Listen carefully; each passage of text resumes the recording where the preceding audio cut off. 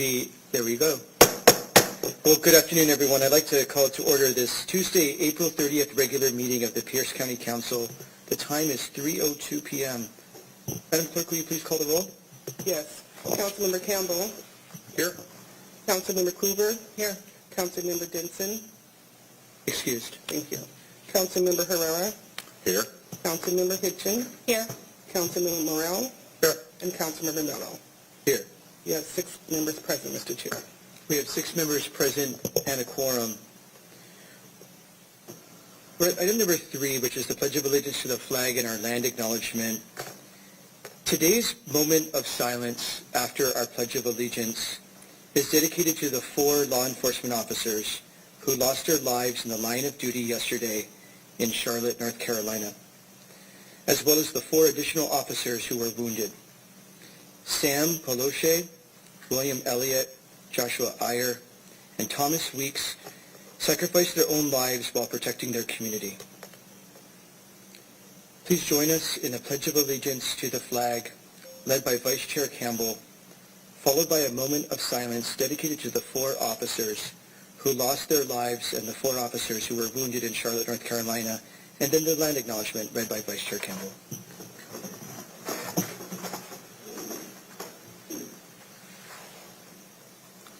I pledge allegiance to the flag of the United States of America and to the republic for which it stands, one nation, under God, indivisible, with liberty and justice for all.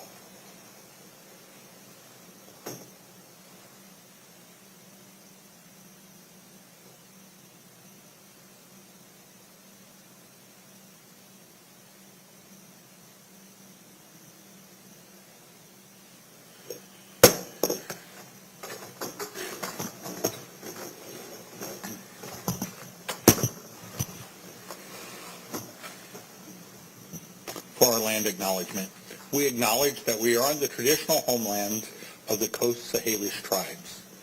Coast Salish people have lived on and stewarded these lands since time immemorial and continue to do so today. We recognize that this land acknowledgement is one small step towards true allyship, and we commit to uplifting the voices, experiences, and histories of the indigenous people of this land. Thank you, Chair. Thank you, Vice Chair Campbell. We're at Section 4, Approval of our Agenda. Is there any objections to approving today's agenda as presented? Seeing no objection, the agenda is approved. On today's council agenda, there will be multiple opportunities for public comment. On the consent agenda, you may provide comment on any final action item. This does not include items placed on the consent agenda simply for introduction and scheduling. On today's consent agenda, there are 2 appointments up for final action and therefore public comment. During sections 8 and 9 of the agenda, we will take public comment on each ordinance and resolution individually. And finally, in the community forum, there will be an opportunity to address the council on any topic that is not on today's agenda. For information on the rules for public participation, please review the bottom of page 1 of today's agenda. That does bring us to section 5, the consent agenda. Does any member wish to pull an item from the consent agenda? Vice Chair Campbell.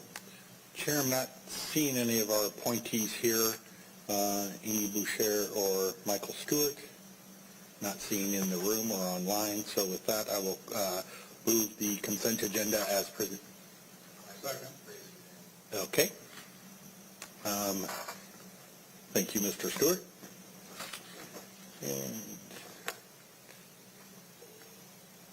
C2B. C2B, thank you. So ceremonious. Chair, I wish to amend the consent agenda to move C2B to section 9 of our agenda and move the consent agenda as amended. Is there a second?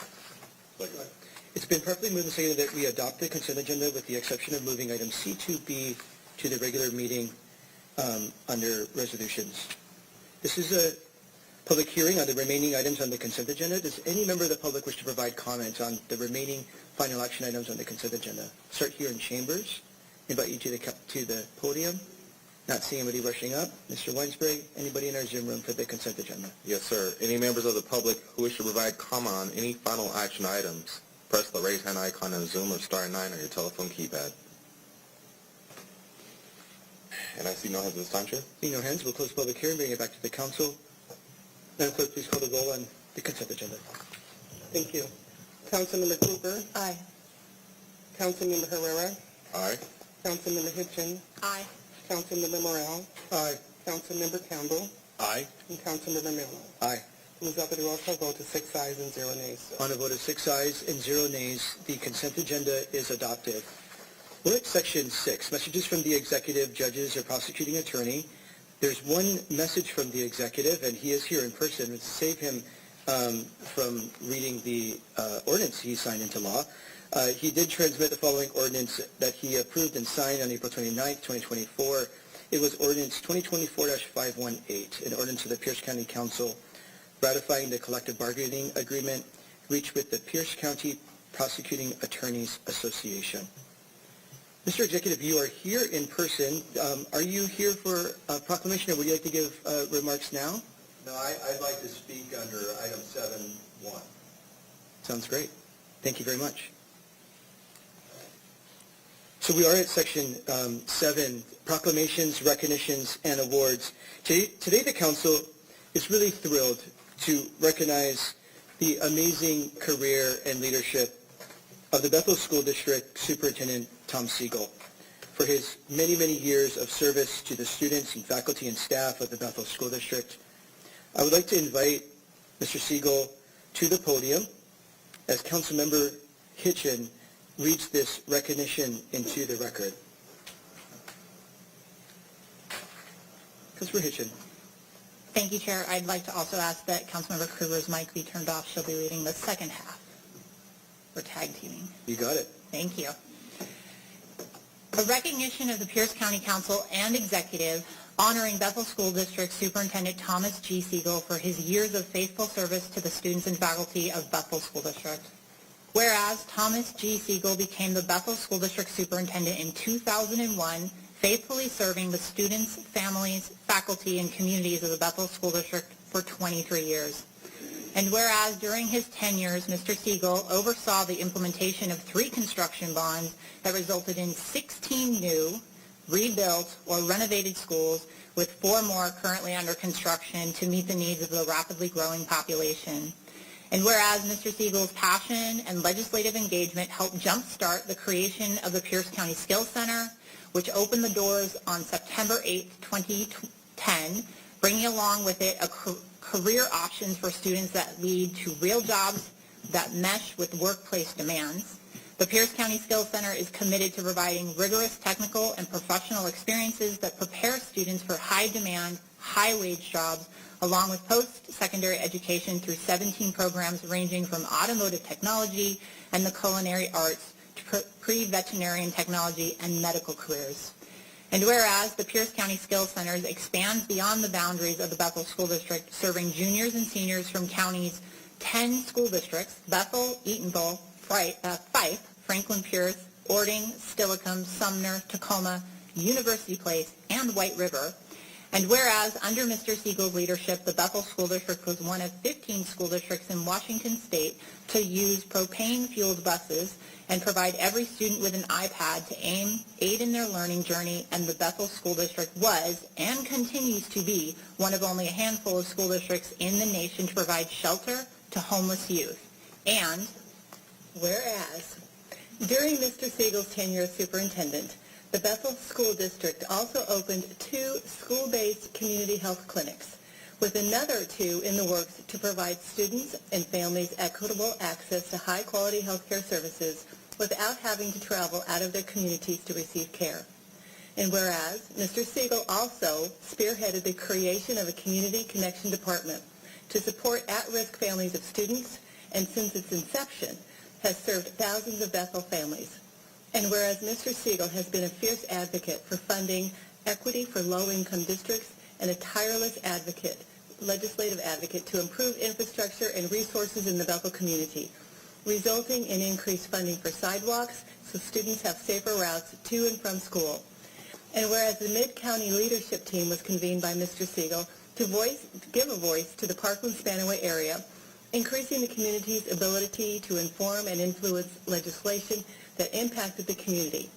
And whereas Mr. Siegel will retire on Sunday, June 30, 2024, leaving behind a legacy of service that has resulted in tangible gains not only for the Bethel School District and Parkland-Spanaway communities, but for the whole of Pierce County, our state, and our nation.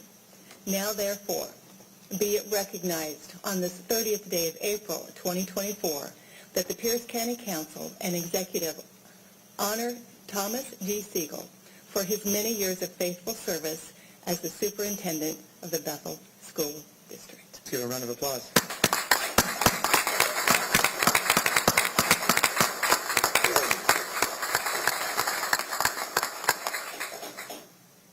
We would love to hear from you, Mr. Siegel. Well, thank you very much, members of the council and county executive. It's kind of like being in front of the principal, but the words are very kind, and I certainly appreciate your reflection on my 23 years here, trying to make a difference for the kids and families in the area, and been able to assemble a great team of people, and I'm sure they'll be able to continue that work. And again, thank you very much for this honor. I sincerely appreciate it. I do need to note that my bride of 10 days, Diana, is over here. So she had the opportunity to come and share this recognition. Thank you very much. Appreciate it. Thank you so much. Thank you for being with us. Well, Mr. Siegel, we're going to be inviting you up here soon to take a photo with us, but I'm going to ask for remarks from the executive and council, and let's start with Executive Demeyer.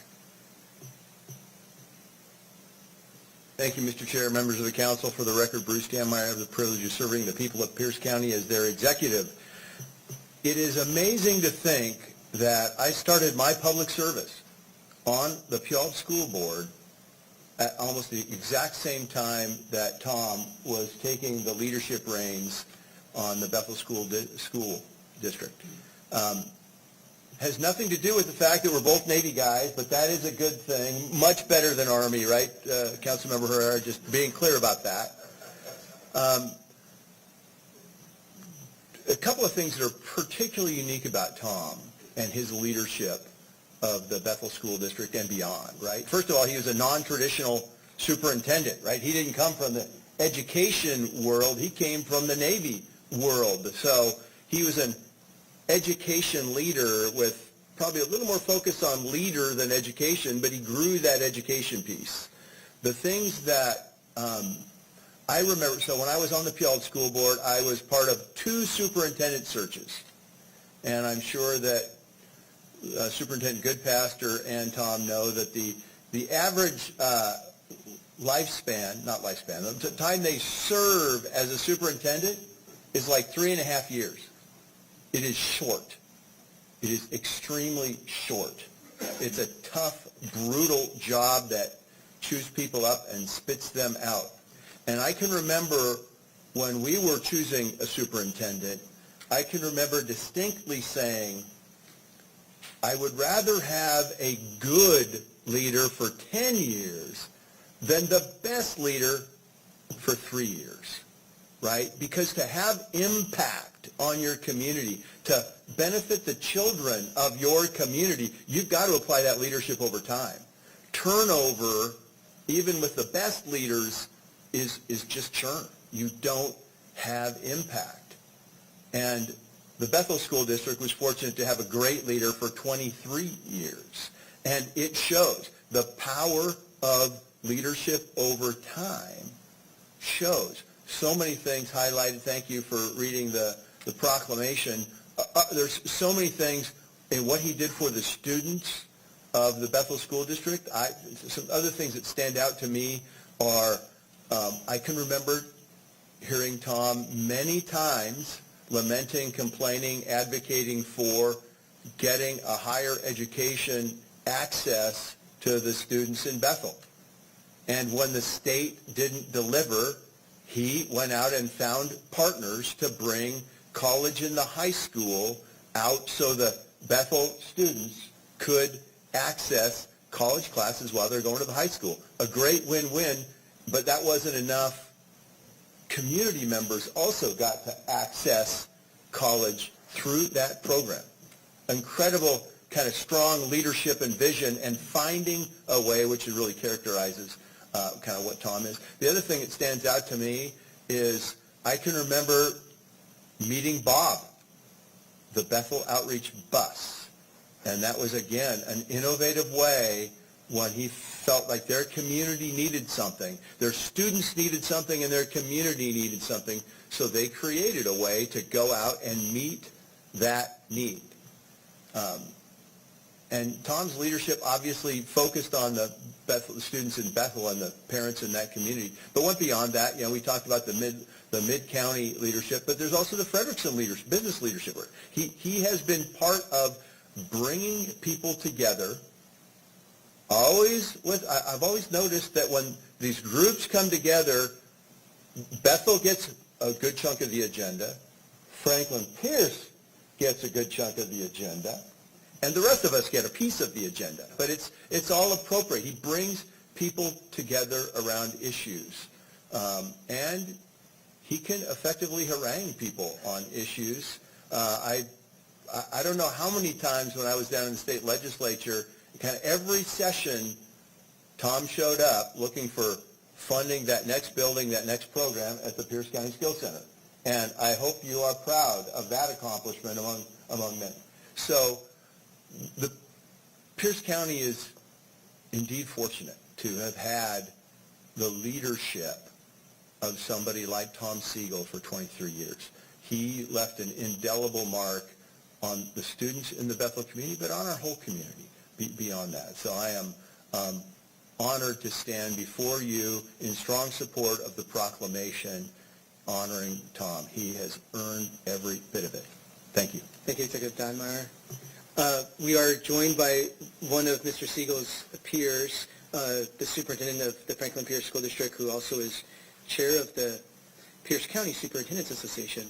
Superintendent Goodpaster. Well, thank you, Councilmember Mello, and all council members. Appreciate the opportunity here. I'm Lance Goodpaster, superintendent of the Franklin Pierce School District. But yes, here on behalf and representing all Pierce County superintendents in supporting this recognition for Tom Siegel. The proclamation states that Tom is being recognized for his years of faithful service to the students and faculty of the Bethel School District, but I would add, as the proclamation stated, that his years of faithful service and fierce advocacy on behalf of students have benefited students and staff and communities throughout Pierce County. His relentless, I use that word again intentionally, pursuit of equitable living conditions for all students have led to improvements in public education funding, safer communities, greater skills and trade centers, educational offerings, greater access to health care for our students, an upsurge in services to families experiencing homelessness, and improved communications and relations between public education and government entities. Read lots of emails, right? Moreover, speaking on behalf of the 14 superintendents, less experienced superintendents in the county, he's been a model of ethical and servant leadership for us, and frankly, a mentor to me personally, and I guarantee that every one of the 14 of us would stand up here and say the same thing. He's been a great deal to us personally, professionally, and I'm proud to call him both a colleague and a friend. So congratulations, Tom, on this well-deserved proclamation. Thank you, Superintendent Goodpaster. Thank you for making time to be here to help us recognize Mr. Siegel and represent the rest of your peers. Are there other remarks by council members? We'll begin with Councilmember Morrell. Thank you, Mr. Chair. In looking over the proclamation, I refused to read part of it because it didn't have the words that I wanted in it to speak about Tom. And that would be stubborn, dogged, bullish, devout, tireless advocate for students, and just an all-around great guy to have a cup of coffee with. My work with Tom started back in the state legislature when I was down there, and Tom was just hired, Superintendent Siegel, was just hired by the Bethel School District. And I said, oh my God, this is a group that can't pass a bond issue for nothing. And he had such high hopes going in there, but the reality of what it took to get the confidence of the Bethel school constituents to be able to understand that there was new leadership in town and things were going to be different. And so my years with Tom have been a great learning experience for me. As someone who has been involved in the community for a long time, you picked up the pieces and ran with them. And I just have appreciated 23 years? Really? Wow. You're only 55, Tom. So, I'm just going to miss the fact that my mailbox won't be filled with your emails.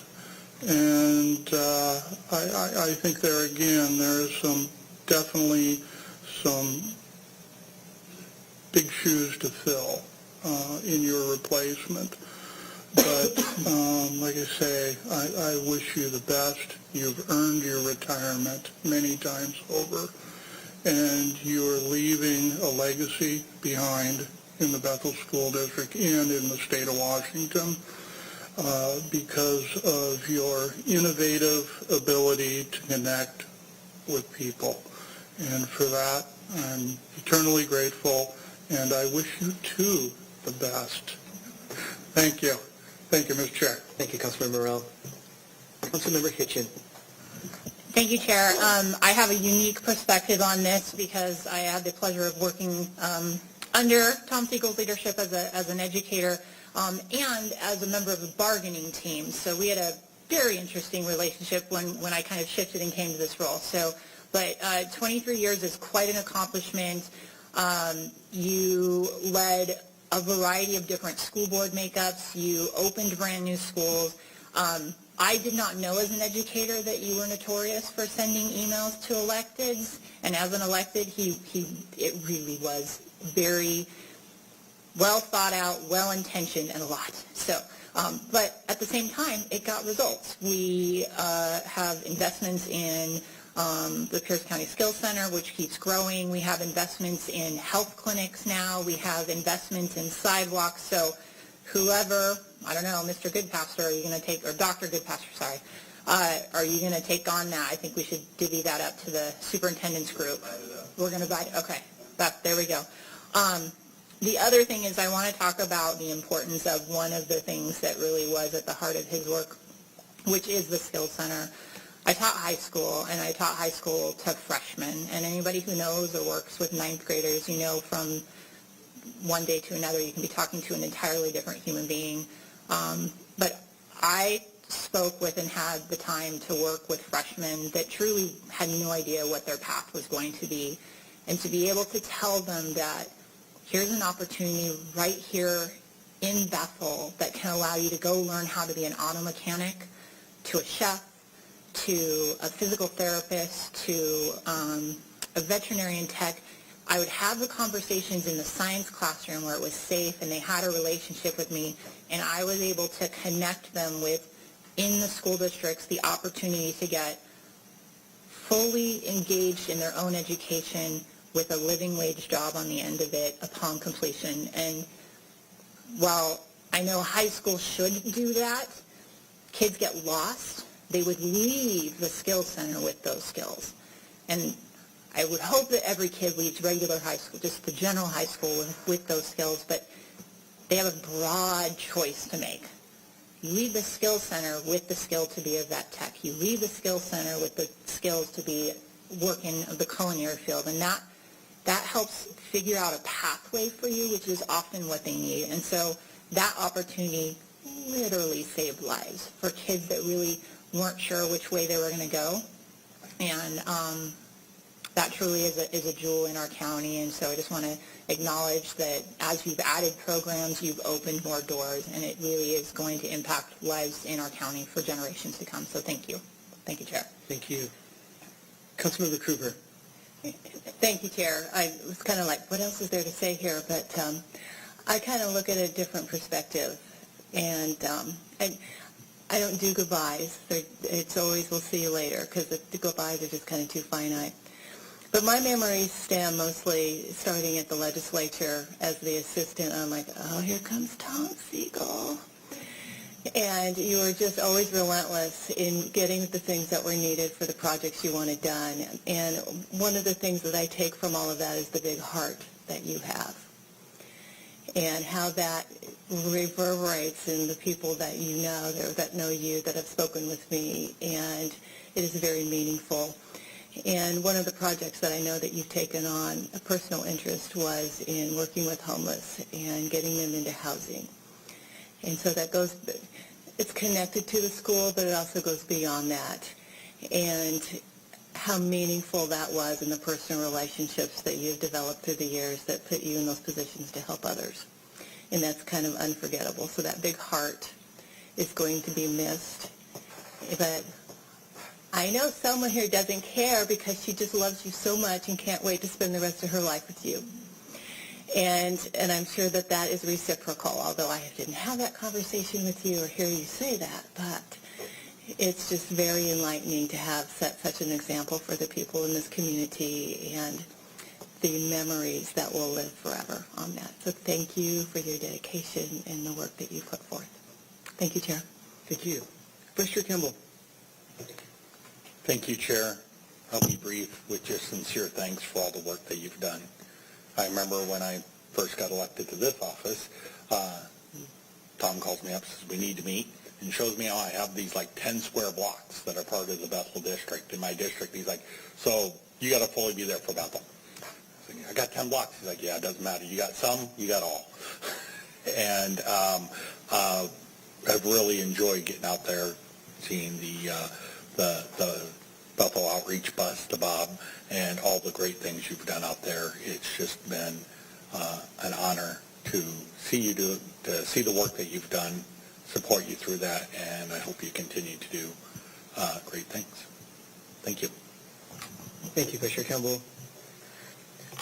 Well, Superintendent Siegel, in closing, before we invite you up here to take a photo so we can commemorate the moment of your incredibly significant career in the Bethel School District, I too want to add my gratitude and recognition for an amazing, amazing career. In this role, I certainly got to see you in action. Everything my colleague said is exactly right. You are tenacious, clear-eyed about what your students and families need to be successful, and you never, ever, ever give up. You are fierce and forceful, always direct and respectful and on point. And you know, when I've seen you in action over the past several years, what you're caring about when you're at least advocating to this body is that we need to do our jobs to make sure that we're creating environments for kids so that they can show up ready to learn, right? And it's a lot like how our very progressive health department in this county takes their role into action, that we have to create an environment where people can live healthy lives. You take a very similar way about your work, that it is our job to make sure that kids can get to school safely and that they have libraries in their neighborhood and parks and recreation and a road network that works for the economy and the neighborhood, and after-school programs so there's safe places for kids, right? It's our job to be in partnership with the school district to make sure that your kids can have successful lives and show up ready to learn, is that your teachers can focus on teaching if kids can show up ready to learn. You take that same tenacious attitude that our health department does to making sure that we're creating environments where people can live healthy lives. I just see it very similar. And yes, you send the emails, and very good emails, and you make the visits, and you do all the work to advocate, and you live it, right? So I remember last fall, very cold morning, you and your team are leading a walking school bus so that you wanted us to see very firsthand what it's like, how dangerous it is for so many of your kids to walk to school in a dark fall Northwest morning. Nothing better than seeing it yourself, right? You've done that in so many different places and made transformation happening, whether it's the school center or safe routes to school or building new first-class learning environments. You've had an exceptional career. I hope you spend a long time celebrating it and knowing how many thousands of lives you've truly transformed and made better. So congratulations to you. Thank you for giving us an opportunity to recognize your exemplary career. We'd love to invite you up and Executive Dammeier and Dr. Goodpaster up to grab a photo with us.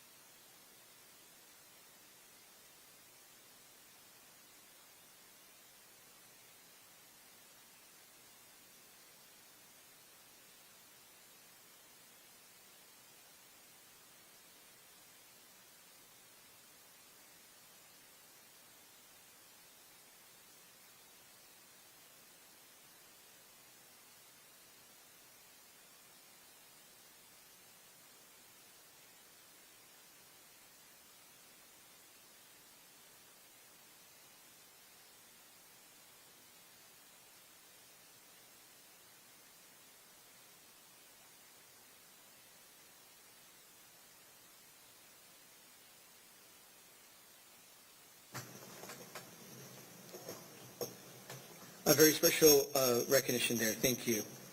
Well, next, the Council's really pleased to proclaim May, the month of May 2024, for Asian American, Native Hawaiian, and Pacific Islander Heritage Month in Pierce County, Washington. And we'd like to invite the following recipients to the podium. Thank you for making your way. Luina Pritchard, Executive Director of the Asia Pacific Cultural Center. Sinaun Hem, a representative from our Cambodian community. Sky Rozon, representative from the Filipino community. Chris Trin, who's a representative from our Vietnamese community. And Dareth Pak, representing our Cambodian community. Auntie Lua, did I miss anybody in the introduction? And we have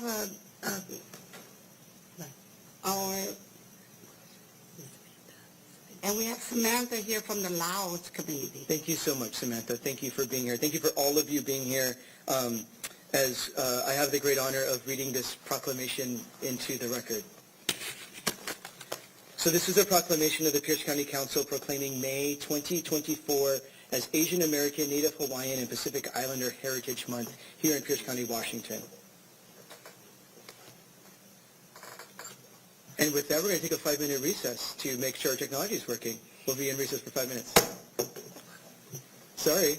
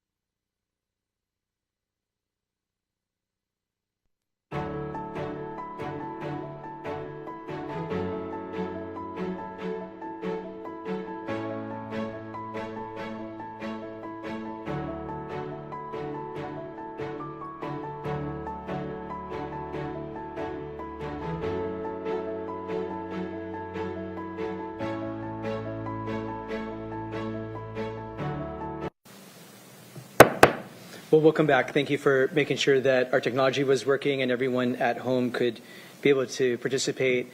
Let's invite back up our many guests representing the Asian American, Native Hawaiian, and Pacific Islander community here in Pierce County. Thank you so much for joining us.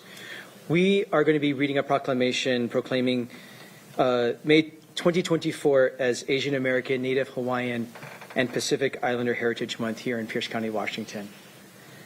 Whereas in 1978, President Jimmy Carter proclaimed May 1st through the 10th Asian American Heritage Week to underline the appreciation for the contributions Asian Americans have made to the United States and to recognize the immigration and naturalization laws that discriminated against them, especially in regard to education, housing, and employment. And whereas in 1992, Congress passed a law that annually designates May as Asian Pacific American Heritage Month, with May being selected as the month in commemoration of the immigration of the first Japanese people here, May 7th, 1843, and the completion of the Transcontinental Railroad in May 10th, 1869. And whereas the Federal Asian Pacific American Council, which is the premier organization representing Asian American, Native Hawaiian, and Pacific Islander employees in the federal government and District of Columbia, established the 2024 National AANHPI, which stands for Asian American, Native Hawaiian, Pacific Islander, Heritage Month theme as Advancing Leaders Through Innovation. And whereas Advancing Leaders Through Innovation pays homage to the visionaries and trailblazers who have shaped our AANHPI history and community and continue to influence our collective future. Innovation, resilience, and pioneering spirit are cornerstones of American leadership, and AANHPI leaders have made lasting contributions to our nation's economic prosperity, technological advancements, and social political change through their ingenuity and creativity while navigating significant cultural and systematic barriers. And whereas the history of those systemic barriers is remembered in Pierce County today through things like the Chinese Reconciliation Park, established in the early 1990s, which memorializes the Tacoma riot, where Tacoma's Chinese residents were forcefully removed and displaced by a mob who burned their homes and their businesses and marched them to the railroad crossing on Tacoma's waterfront, where they were forced to purchase their own ticket to Portland, Oregon. And whereas the Western Washington Fairgrounds in Puyallup was once known as Camp Harmony during World War II, where it was used as a transfer station to internment camps, an era in American history where 120,000 Japanese Americans were stripped of their constitutionality, protected freedoms, and liberties for no other reason than the fact that they were of Japanese descent. Following World War II, only 174 Japanese residents returned to Tacoma at the time.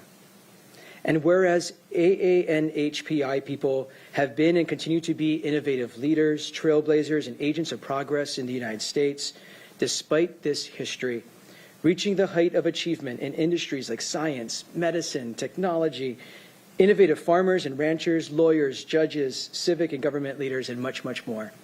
And whereas today, more than 700,000 Asian American, Native Hawaiian, and Pacific Islanders live in the state of Washington, representing 48 Asian and Pacific Island nations, and through their actions make our state a much more vibrant, prosperous, and secure community. And whereas the Pierce County is home to the Asia Pacific Cultural Center that serves as an ambassador for all Asian American, Native Hawaiian, and Pacific Islander communities in Pierce County and across the state, sharing cultures, providing resources, and promoting inclusivity. So now, therefore, be it proclaimed on this 30th day of April 2024 by the Pierce County Council that May 2024 is Asian American, Native Hawaiian, and Pacific Islander Heritage Month in Pierce County, Washington. And the Pierce County Council encourages residents to partake in community education and celebration events across Pierce County. Let's give them a round of applause.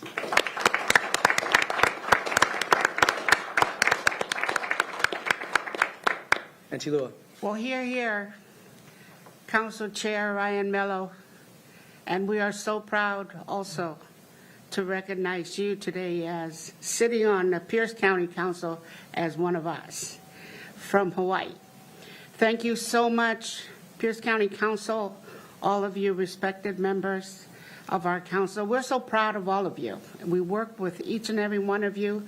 You have touched our lives in so many ways individually as leaders of this county in government. Thank you so much for all you've done for our people.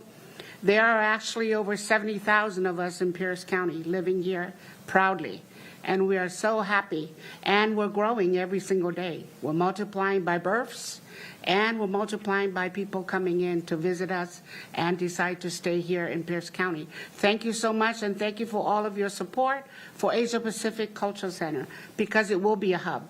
It will be a hub that you have played a role in, to making it happen for our people to come together, be together, and break bread together. Thank you so much for this honor. Thank you, and happy month of May. Yes. Any other remarks by anyone else? They're here to have your back. Thank you for representing our diverse cultures and the AA and HPI community. Thank you for being here. Let me open it up to council for final remarks before we invite you all up here for a photo. Councilmember Herrera. Thank you, Chair. I just wanted to talk a little bit about the resiliency. You have 70,000 or so in the state, you said, and In county. in the county. That's a lot. And in the proclamation, you talked about despite the history, and that's a couple of things I want to talk about. Is despite the history, I want to talk about two individuals that were very impactful in my life. One of them was somebody who had a family history who served in the United States military from World War I, the Korean War, and in Vietnam. And their family members, each one of them were wounded in combat, despite the history they served. And this person was telling me about the history of his family. And this person was someone I served with. And he was my machine gunner in Iraq. And his name was Fred Morisako, Specialist Morisako. And Specialist Morisako was one of the best soldiers I ever served with in my life. And he ended up getting wounded in combat. He loved Hawaii. He's a native Hawaiian. He mixed. There's a lot of people in Hawaii that are mixed. And despite the history, he told me the history of his family continued to serve the United States, then in the military, honorably. The second person I wanted to talk about is a person that was one of my mentors in law enforcement. That was Lieutenant Ben Baker. He is now retired now. I don't think there isn't anybody who doesn't know who that man is. He's been really involved with the Hawaiian Civic Club and many other things. The man has an angelic voice. 30-plus years in law enforcement. And the man, it could be total chaos in a room, and he'd walk into a room and everybody would be calm. He'd calm a room down like you wouldn't believe. Fair but firm man. And these are two people that were very inspirational to me, and despite the history. So, thank you, Chair. Thank you for those reflections, Councilmember Herrera. Councilmember Hitchin. Thank you, Chair. Thank you all for being here, but Auntie Lua, I just want to acknowledge and thank the work of the AAPC. The theme of this year, which is advancing leaders through innovation, I immediately thought of the work that you do to acknowledge and educate the future leaders within the Asian American, Pacific Islander, Hawaiian communities. You make sure that you are bringing generations together to keep language, culture, art, dance, music, and just history alive in innovative ways. You change what you're doing to meet what's happening in our community, and you do that through the voice of the people that you're serving and highlighting and lifting up. And then you invite us to come and experience and enjoy and celebrate with you. So when I think of advancing leaders through innovation, you're doing that every day. So it's like they knew when they came up with the theme about the Asian Pacific Cultural Center. So thank you for all the leaders within the community that are doing that. In all the different populations across the county, I had the opportunity to attend 2 different Cambodian celebrations, one by your organization and one at one of the temples, which was the first time I'd been at a temple, and so warm, so inviting. Every time I go to anywhere, that you are there to enjoy, educate, and celebrate. And then there's always food. So thank you so much for all you do in our community. Really appreciate it. Thank you. Thank you so much. Thank you, Councilmember Hitchin. Vice Chair Campbell. Thank you, Chair. I'll try to be brief, but I just sincerely thank you to each one of you for your contributions to the fabric of our community here in Pierce County. I know my time, previous council and here, I've worked a lot to engage populations, including the Asian Pacific Islander community and Native Hawaiian community, and just nothing but joy every time I'm there, and just the spirit at which you approach everything and bring it into our communities and add so much vibrancy. But just individually, thank you so much for your contributions day in and day out. Thank you so much. Thank you. Councilmember Coover. Thank you, Chair. I just want to say how comfortable it is always to be around you. Very engaging, warm, friendly, all of those words that make it a joy to be around you. And I just wanted to relay that message, because it's not always easy, because sometimes you feel uptight, but it's always great food, great smiles, great company, and I always appreciate the things that you do. Thank you. Thank you, Chair. Thank you. Well, in closing, thank you for making time in your very busy lives to allow us to lift up this proclamation and the Asian American, Native Hawaiian, Pacific Islander community. It's very special to me, growing up in Hawaii, surrounded by these very vibrant communities. And as my colleagues said, you know, we like to really lift up the diversity that makes us stronger in Pierce County. We so appreciate the partnership with the Asia Pacific Cultural Center and all of these communities. And, you know, we were pleased to invest in the Asia Pacific Cultural Center capital campaign. We're going to have a new home for the Asia Pacific Cultural Center here real soon. We were pleased to help fund the next phase of the Chinese Reconciliation Park on Tacoma's waterfront, our remembrance for that very horrific time in our history. Also, we are proud to be funders of the Japanese Memorial at the Washington State Fairgrounds, again, remembering that very important history. But you're also a partner in the human capital. Those are physical assets of places to celebrate and places to remember, but you're also a very special place that we've invested in with our business incubator program and our navigation program to invest in new entrepreneurs. You've helped us navigate the pandemic and help us do all kinds of mental health programs and youth violence prevention programs.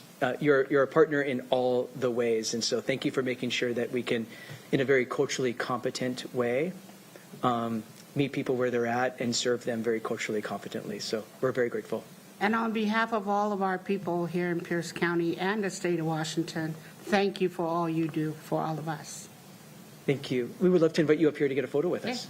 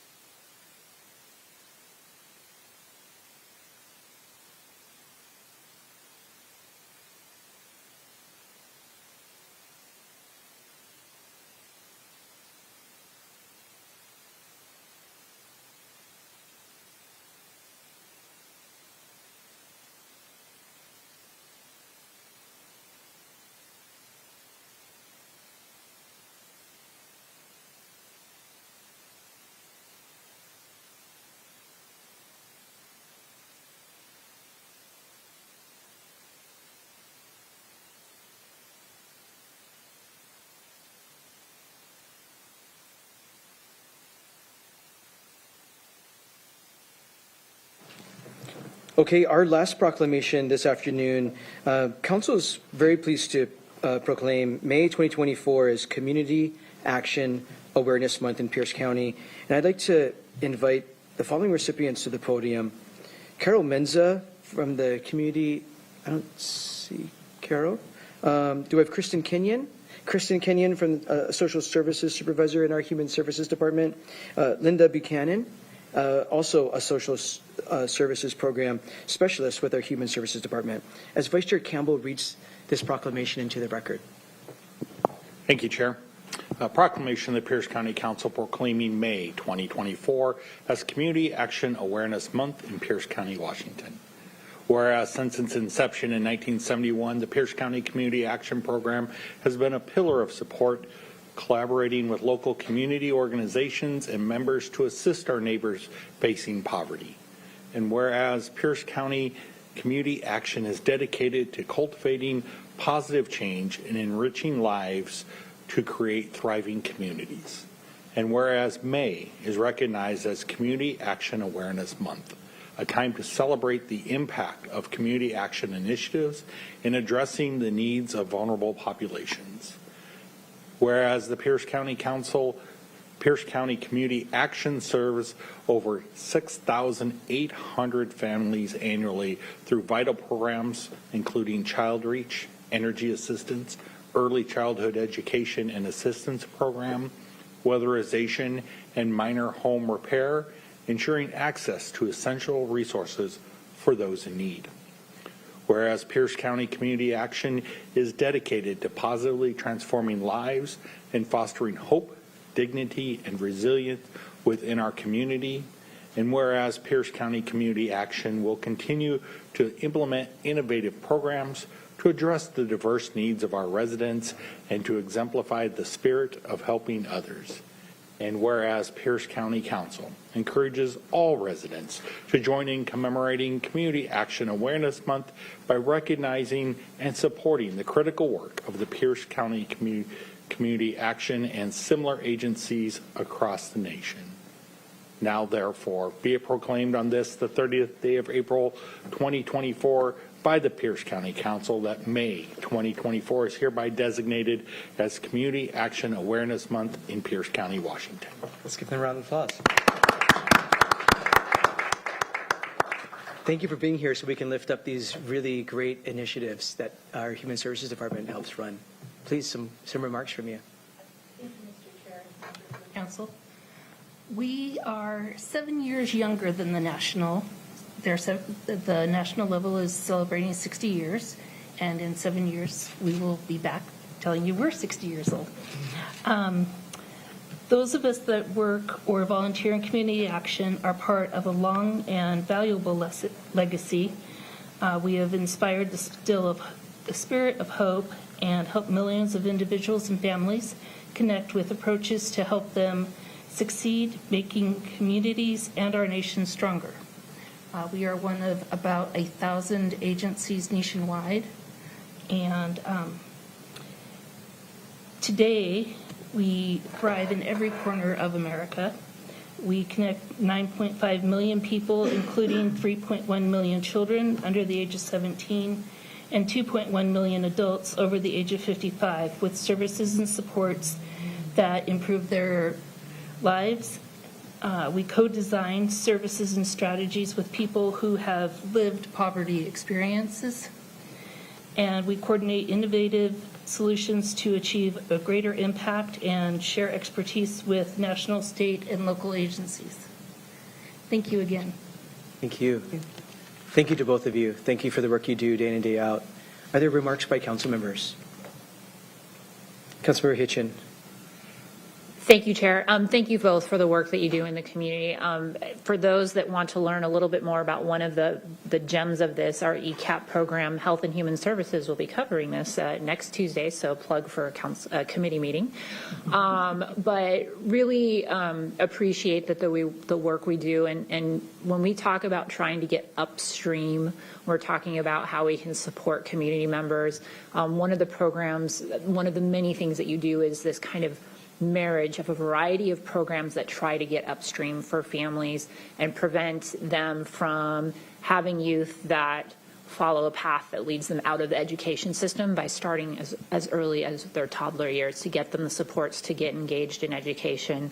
You're working with homeowners that or home renters that are trying to make ends meet and get them the energy assistance. And so you kind of fill the little gaps, but they can be the make or break a family, and so incredibly important. So thank you for that work. I'm glad we're taking some time to celebrate the work that you all do on the ground or on the phone or on a Zoom or in the classroom, all the ways that you're doing that work across the county.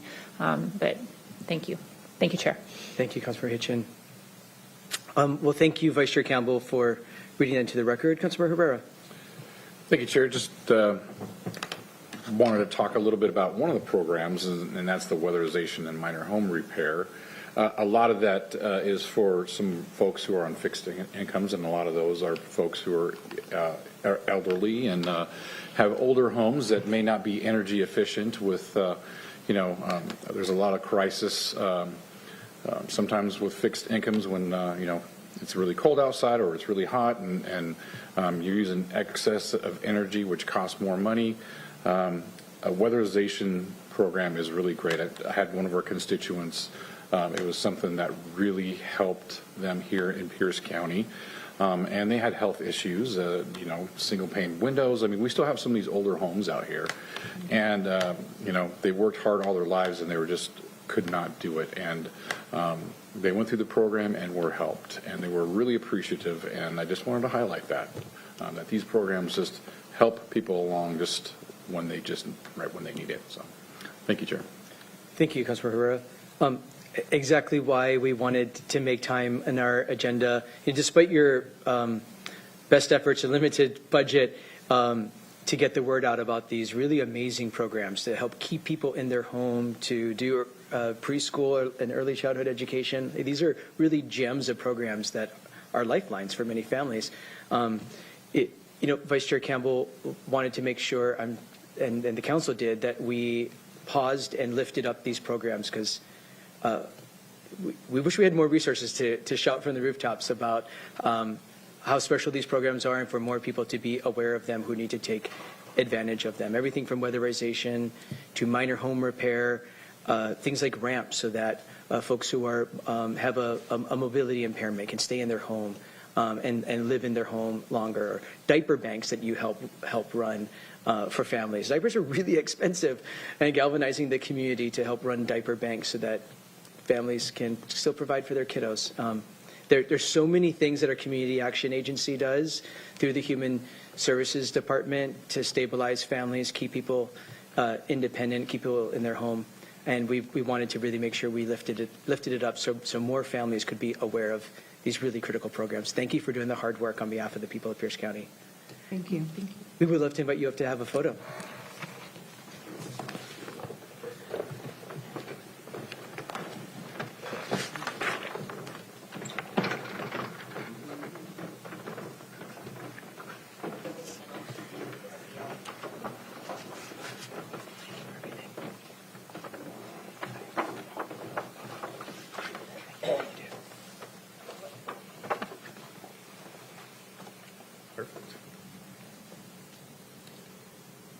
All right, so we're going to get a couple photos.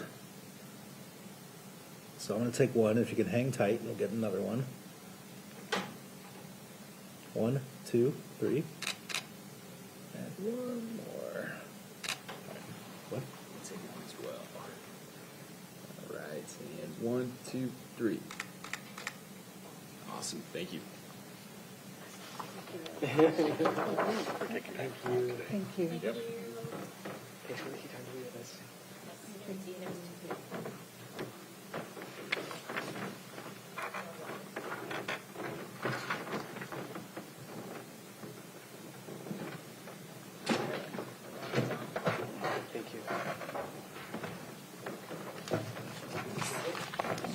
Before we continue with the rest of our agenda, I want to recognize that Councilmember Denson has been with us virtually for some time. We know she was able to log into the meeting during our recognition of Superintendent Siegel. So thank you, Councilmember Denson. Councilmember Denson, do you mind if we make sure your volume is working? Testing, testing. Thank you. Thank you very much. Councilmember Denson, since your volume is working, we pulled Resolution 2024-157 from the consent agenda. Councilmember Denson, are you in a position to move Resolution 2024-157? Yes, I will move Resolution 2024-157. Second. It's been properly moved and seconded that we adopt Resolution 2024-157. Madam Clerk, please read the title. Proposal number 2024-157, a resolution of the Pierce County Council confirming the reappointment of one existing member, Michael Stewart, to the Pierce County Ethics Commission. Thank you. This is an appointment being brought to us by the Pierce County Executive of Michael Stewart to the Pierce County Ethics Commission. Mr. Stewart, thank you for being patient through the previous items on our agenda. We would love for you to briefly introduce yourself and share why you want to serve. As a reminder, we do have the benefit of your written materials in our packet. So please introduce yourself. Good. Thank you. Good afternoon. It was a pleasure watching the county work, and obviously congratulate a lot of wonderful people who've done so much for the county. I've been on the Ethics Commission. I continue to serve. I'd like to continue to serve. I love this community. I'm a proud member of Pierce County. I live here in Tacoma, and we have so much to be proud of. I was also told that no one actually wants to hear from the Ethics Commission, and to keep my remarks short. We're always happy to hear from you, Mr. Stewart. Thank you for being with us. Thank you for your interest in continuing your public service. Thank you. Are there questions or comments by members before we open this up for a public hearing? I don't see any. This is a public hearing on the reappointment of Michael Stewart to the Pierce County Ethics Commission. Anyone in chambers wish to provide comment? Anyone in council chambers? Not seeing anybody. Mr. Weinsberry, anybody in the Zoom room? Yes, sir. For any members of the public who wish to provide comment on proposal number R 2024-157, press the raise hand icon on Zoom or star 9 on your telephone keypad. And it looks like we have one hand this time, Chair. Wait. That's Councilmember Denson. We'll come back to her. We have no other hands at this time, Chair. Seeing no hands, we'll close the public hearing, bring it back to the council. Are there final remarks by council members? Councilmember Denson. Yes, thank you, Chair. I just want to give a quick thanks to Mr. Stewart for serving on the Ethics Commission and for agreeing to be reappointed. I've heard wonderful things about Mr. Stewart, and many of you are probably very familiar with some of the organizations that he's involved with in his in giving of his personal time. Green Trikes is one that stood out to me. He's also started and managed a number of businesses, and I can absolutely appreciate the importance of the Ethics Commission, and it's just imperative that we operate in a way that is transparent and thoughtful, and we really appreciate the guidance and close eye of residents like Mr. Stewart. So thank you so much for agreeing to serve again. Thank you.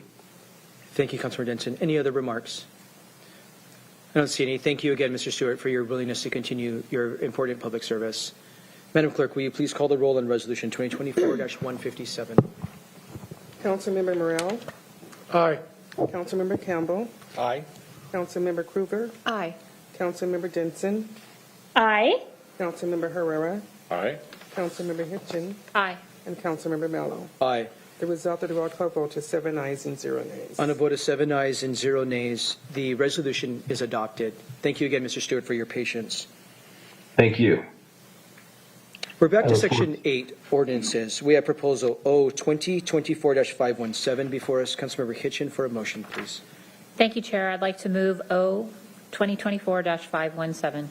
Second. It's been properly moved and seconded that we adopt Ordinance 2024-517. Madam Clerk, please read the title. Proposal number O 2024-517, an ordinance of the Pierce County Council amending Chapter 10.38 of the Pierce County Code, ferry fares by adopting a new ferry fare schedule and setting an effective date. Thank you. Thank you. Mr. Taylor, to brief the council. Yes, good afternoon. The proposal before you begins at page 85 of your electronic packet. As the clerk indicated when she read the title into the record, this proposal relates to the county's ferry fare schedule. The proposal before you specifically corrects minor errors in the schedule. As a reminder, the county provides vehicular and passenger ferry service to Anderson and Ketron Islands. The service is supported in part through the collection of ferry fares. The fares are codified as Chapter 10.38 of the County Code. They were last adjusted in fall of 2023 through ordinance number 2023-58S, which became effective on January 1st of this year.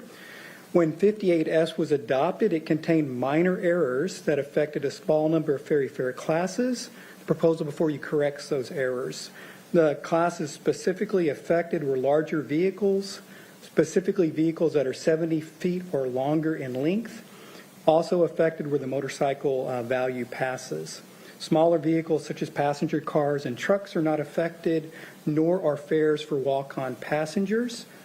In total, it's estimated the affected number of fares or tickets annually that is affected by this minor error is approximately 200. That's based upon the last fare collection information that's available. The staff report describes the specific changes, but you'll note that for the motorcycle value pass for 2024, there's actually a decrease. That's a decrease in the peak fare by approximately $2 per ticket. So that's actually good news to those purchasers of motorcycle value passes. Their fares will actually go down. And then for the year 2025, you'll see increases for larger vehicles, specifically, again, those vehicles in excess of 70 feet. And then for motorcycle value passes, a decrease in the peak rate for the year 2025 as well. That decrease is $2.25 per ticket.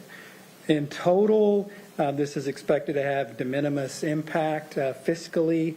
The slight increases are offset by the decreases in terms of the totality of the ferry fares, so there's really no fiscal impact. The proposal before you did receive a due pass recommendation from your Economic and Infrastructure Development Committee. That recommendation came to you from the April 23rd meeting of that committee, and the proposal is before you today for final consideration. I do note that, well, I'm not actually seeing a department staff person available in the Zoom lobby, and they may be in the guest room. I don't see Jeff Campbell from Jeff Planning Campbell and would Public be the Works. individual. Okay, but I'm happy to answer any questions. This is a very straightforward proposal, fairly simple in nature, and I believe I can probably field any questions that you may have regarding this item. Thank you, Mr. Taylor. Questions before we open up for a public hearing? I don't see any. Mr. Taylor, thank you for briefing the council. This is a public hearing on ordinance 2024-517. Anyone in chambers wishing to provide comment on this ordinance, please come to the podium. Not seeing anybody on this ordinance here in council chambers. Mr. Weinsberry, anybody in our Zoom room? Yes, sir. For any members of the public who wish to provide comment on proposal number 2024-517, press the raise hand icon on Zoom or star 9 on your telephone keypad. And there are no hands at this time, Chair. Seeing no hands, we'll close the public hearing, bring it back to the council. Are there final remarks by council members? Councilmember Hitchin. Thank you, Chair, and thank you, Mr. Taylor and the department staff for getting this cleaned up and situated. We did share this with Island Committee during a meeting earlier this year, and they were appreciative of the correction to go with the theme with the ferry fares on our value passes. They don't get a bump on the peak season. It stays the same, and so not sure what happened, but we've made that correction, so that was appreciated. And then anyone going, why do we have 70-foot or 80-foot vehicles on our ferries? RVs, boats, like a trailer with a car. I haven't seen a bus, but I'm sure if an RV can fit, a bus can fit. Actually, I don't think I've seen a bus, but I know a bus has gone out. So, well, and school buses. So, yeah, they it is used by all kinds of vehicles. So it's quite impressive. So thank you all for getting this. And I'm going to knock on some wood right now because every time we talk about the ferry in a council meeting, something goes wrong. So there we go. Thank you, Chair. Thank you. Vice Chair Campbell. I'll point out we're just talking about the fares today, so not about the ferry, so you'll be safe. Thank you, Chair. Thank you. Madam Clerk, will you please call the roll on ordinance 2024-517? Councilmember Campbell. Aye. Councilmember Krueger. Aye. Councilmember Denson. Aye. Councilmember Herrera. Aye. Councilmember Hitchin. Aye. Councilmember Morrell. Aye. And Councilmember Mello. Aye. The result of the roll call vote is 7 ayes and 0 nays. On a vote of 7 ayes and 0 nays, the ordinance is adopted. That brings us to ordinance 2024-521. Vice Chair Campbell for a motion. Thank you, Chair. I move ordinance number 2024-521. It's been properly moved and seconded that we adopt ordinance 2024-521. Madam Clerk, please read the title. Proposal number O-2024-521, an ordinance of the Pierce County Council ratifying the collective bargaining agreement reached with the Teamsters, Chauffeurs, Warehousemen, and Helpers Union, local number 313, Teamsters 313, effective January 1, 2024 to December 31, 2025, and amending the Pierce County Salary Classification Plan. Thank you. Ms. Chapman, to brief the council. Yes, thank you, Chair. This ordinance ratifies the 2-year collective bargaining agreement with the Teamsters 313 union. It affects 139 FTEs within the Planning and Public Works and Facilities Management departments.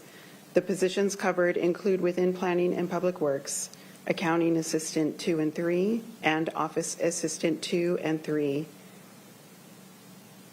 within the maintenance and maintenance worker, maintenance technician in training, maintenance technician, traffic sign technician, and traffic sign technician lead. It also includes Gardner 1 in the Facilities Management Department. The agreement runs from January 1st, 2024 through December 31st, 2025. It calls for a wage increase of 4% on January 8th, 2024, and 4% on January 6th, 2025. The new agreement also includes the work assignment for the new litter vacuum truck. The fiscal impact is $465,500 in 2024 and $946,110 in 2025. This ordinance was reviewed at the April 15th Rules and Operations Committee and was given a due pass recommendation. And I do see that we have Matthew Wood available from the Human Resources Department to assist with questions. Thank you, Mr. Wood. Anything to add on behalf of the department? No, nothing to add. Thank you. As Ms. Chapman noted, this includes a worker or the workforce to help drive the new litter truck, yet to be named litter truck. We're eagerly anticipating that naming contest by the community. Are there questions or comments by council members before we open up for a public hearing? I don't see any. This is a public hearing on ordinance 2024-521, a collective bargaining agreement with the Teamsters Local 313. Anyone in chambers wishing to provide comment? I'm not seeing any. Mr. Weinsberry, anybody in our Zoom room? Yes, sir. For any members of the public who wish to provide comment on proposal number O-2024-521, press the raise hand icon on Zoom or *9 on your telephone keypad. And I see no hands at this time, Chair. Seeing no hands, we'll close the public hearing. Bring it back to the council. Are there final remarks by council members? I don't see any. Mr. Wood, on behalf of the council, thank you for the hard work with the labor team and the great employees of Teamsters 313. This work group does important work to maintain our transportation infrastructure and plan for our community. So thank you. They do really hard work. Madam Clerk, please call the roll on ordinance 2024-521. Councilmember Krueger. Aye. Councilmember Denson. Aye. Councilmember Herrera. Aye. Councilmember Hitchin. Aye. Councilmember Morrell. Aye. Councilmember Campbell. Aye. And Councilmember Mello. Aye. The result of the roll call vote is 7 ayes and 0 nays. On a vote of 7 ayes and 0 nays, the ordinance is adopted. Our final ordinance is ordinance 2024-522S. Vice Chair Campbell for a motion, please. Thank you, Chair. I move proposal number 2024-52S. Second. It's been properly moved and seconded that we adopt ordinance 2024-522S. Madam Clerk, please read the title. Proposal number O 2024-522S, an ordinance of the Pierce County Council amending Chapter 1.28 of the Pierce County Code, Rules of Procedure, Pierce County Council. Thank you. Ms. Long, to brief the council. Thank you. Good afternoon. So the Pierce County Charter at Section 235 provides that the council shall enact by ordinance rules of procedure governing the time, place, and conduct of its meetings and hearings, and the introduction, publication, consideration, and adoption of ordinances. The council's rules of procedure, as you know, are codified at Chapter 128 and have been amended from time to time since their adoption by the council. The proposed revisions today I would categorize into three groups. The first is some new in-district procedures. Then there are some changes to your meeting agenda, and finally some couple that just clarify current practices. So your new in-district meeting procedures do a couple of things. So you have two types of in-district meetings. The first would be those in-district meetings, and these are those pursuant to the charter, that are held in place of a regular meeting.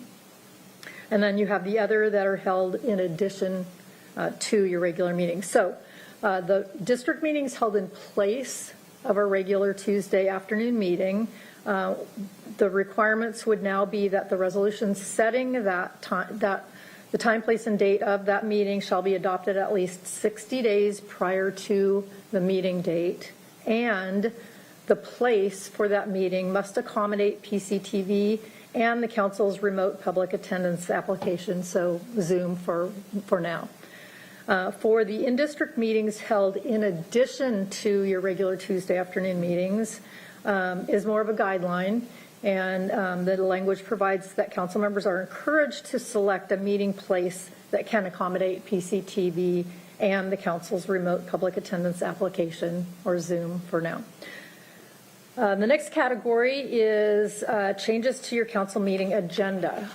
So the first is that the moment of silence has been added to your agenda. Council has done this for many years, but now it's actually on your agenda for people to recognize. And it is placed following the pledge and preceding the land acknowledgement, like you did today.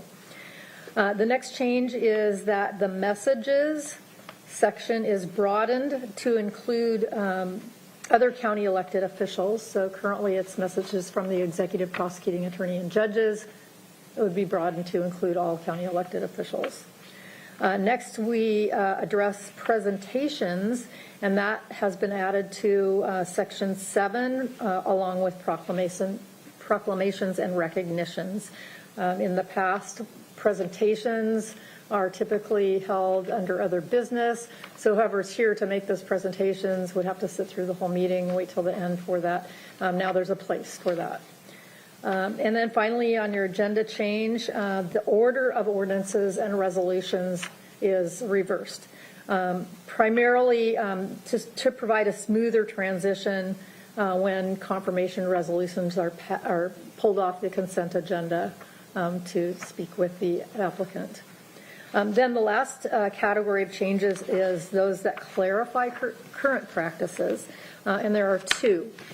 So the first of those is simply clarifying that the purpose of community forum is to afford the public the opportunity to comment on issues of significance to or affecting Pierce County, and that do not appear on that day's agenda for final action. So that part is not currently in your rules. That's what the practice has been, but now it's very clear, so people who wish to speak under that category know what topics they can address. And then the other change in this category is clarifying that the Rules and Operations Committee not only sets the council agendas and meeting schedules, but also sets and approves proclamations and recognitions. So this was discussed in your council retreat on February 29th of this year. It was heard in the Rules and Operations Committee on April 22nd and was forwarded to the full council with a do pass as substituted recommendation, and it is before you today for final action. Thank you. Thank you for briefing the council, Ms. Long. Are there questions before we open up for a public hearing? I don't see any. So this is a public hearing on the update to the council's rules of procedure. Anybody here in council chambers wish to provide comment on this ordinance?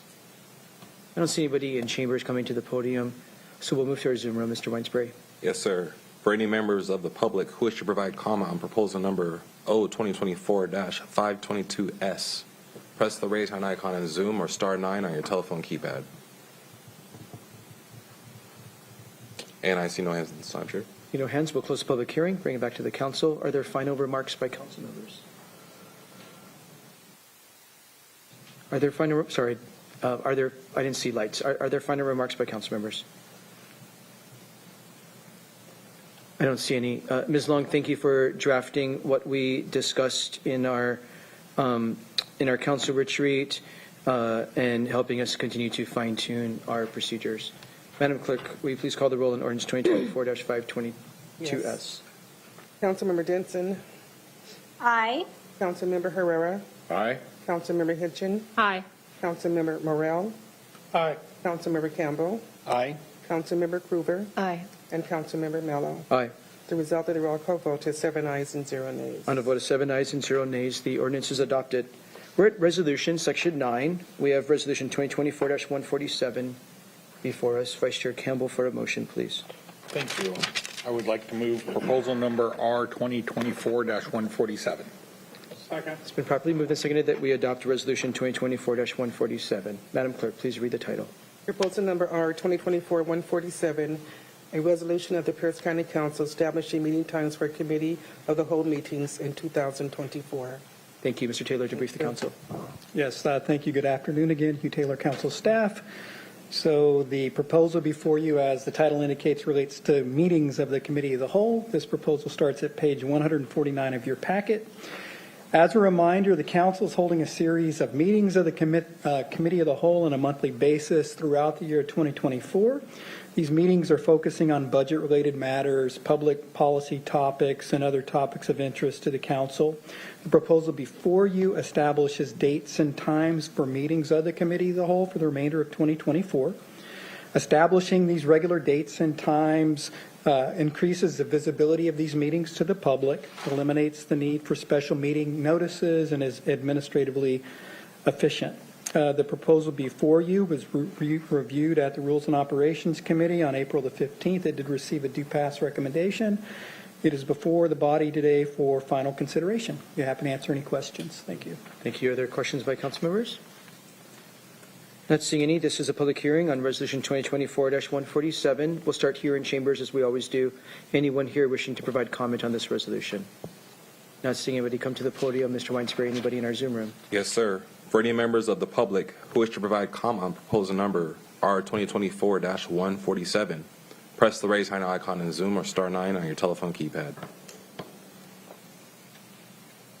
And there are no hands at this time, Chair. We'll close the public hearing, bring it back to the council. Are there final remarks by council members? I don't see any. Madam Clerk, please call the roll on resolution 2024-147. Councilmember Herrera. Aye. Councilmember Hitchin. Aye. Councilmember Morrell. Aye. Councilmember Campbell. Aye. Councilmember Krueger. Aye. Councilmember Denson. Aye. And Councilmember Mello. Aye. The result of the roll call vote is 7 ayes and 0 nays. On a vote of 7 ayes and 0 nays, the resolution is adopted. Our final resolution is resolution 2024-151. Councilmember Hitchin for a motion. Thank you, Chair. I'd like to move R 2024-151. Second. It's been properly moved and seconded that we adopt resolution 2024-151. Madam Clerk, please read the title. Proposal number R 2024-151, a resolution of the Pierce County Council authorizing the Pierce County Executive to apply to the community outdoor athletic facilities, youth athletic facilities, and Washington Wildlife and Recreation Programs. Last line, please. Last line is Washington Administrative Code and other applicable authorities. Thank you, Mr. Krueger, to brief. Good afternoon, Chair Mello, and good afternoon, council members. The proposed resolution before you this afternoon would authorize the Pierce County Parks and Recreation Department to apply for a grant administered through the Washington State Recreation Conservation Office. County park projects that would be considered for funding through this grant opportunity are Pipeline Trail Phase 2, and that is the Fruitland to Nathan Chapman section, as well as the Sprinkler Recreation Center artificial turf ball fields. The Washington State RCO requires agencies applying for grant funding to satisfy specific conditions related to project eligibility and funding in a specific format. The resolution would demonstrate county council support for the project described in the resolution. The text for the resolution is supplied by the RCO folks and must be used verbatim. The specific grant programs that would be utilized for these projects are Washington Wildlife and Recreation Program, Parks and Trails, and the Land and Water Conservation Fund, as well as youth athletic facilities and community outdoor athletic facilities. The council's adopted resolution must be included as part of the RCO grant application packet, which is due on May 1st, which happens to be tomorrow. The county's adopted Parks, Recreation, and Open Space Plan demonstrates the need for additional parks, trails, and athletic facilities in Pierce County. Each of the parks and trails projects included in this resolution fulfill a need identified in the PROS plan. The proposed resolution does not obligate the county to any capital expenditures, but allows the county to apply for this grant funding. The $6.7 million RCO grant requests anticipates $8.7 million of county matching funds. The Pipeline Trail Phase 2 project anticipates $2.4 million match, utilizing park impact fees and real estate excise tax. The Sprinkler Recreation Artificial Turf Ball Fields anticipates $6.3 million in matching funds, with $3.3 million being park impact fees and $3 million being real estate excise tax. And the funding matches for the Sprinkler Artificial Turf project, those are not included in the adopted capital facilities plan. This proposal was considered by the Rules and Operations Committee on April 22nd, and the committee forwarded this proposal to the full council with a due pass recommendation. And happy to take any questions. Thank you, Mr. Kruger. We do have department staff here. Do you have anything to add on behalf of Parks and Recreation Department? Ms. Freeman? I do not. Well, thank you for being here to answer any potential questions. Do members have any questions before we open up for a public hearing? I'm not seeing any. This is a public hearing on Resolution 2024-151. Any member of the public wish to provide comment here in council chambers on this resolution? Not seeing any. Mr. Weinsbury, anybody in our Zoom room? Yes, sir. For any members of the public who wish to provide comment on proposal number R 2024-151, press the raise hand icon in Zoom or star 9 on your telephone keypad. And there are no hands at this time, Chair. Seeing no hands, we'll close the public hearing, bring it back to the council. Are there final remarks by council members? We discussed this at length over a number of Rules and Operations Committee meetings. Thank you, department staff, for answering our questions and pursuing good projects. I know we have lots of concerns about making sure we can fulfill our obligations because we have a lot of need in this space to continue to improve the quality of life. And the department is working really hard to leverage local revenues with state and federal grants so that we can expand opportunities and make the most of our local dollars. So thank you very much. Madam Clerk, please call the roll on Resolution 2024-151. Councilmember Hitchin. Aye. Councilmember Morrell. Aye. Councilmember Campbell. Aye. Councilmember Kruger. Aye. Councilmember Denson. Aye. Councilmember Herrera. Aye. And Councilmember Mello. Aye. The result of the roll call vote is 7 ayes and 0 nays. On a vote of 7 ayes and 0 nays, the resolution is adopted. That does bring us to Section 10, Community Forum. Community Forum is an opportunity for members of the public to address the council on any topic that is of significance to or affecting Pierce County government and that did not appear on today's agenda. There is a 3-minute time limit. We ask you to state your name if you would like it on the record and to address all comments to the chair. We'll start with those here in chambers who have signed in. Lee Thorin, followed by Celeste Hurst.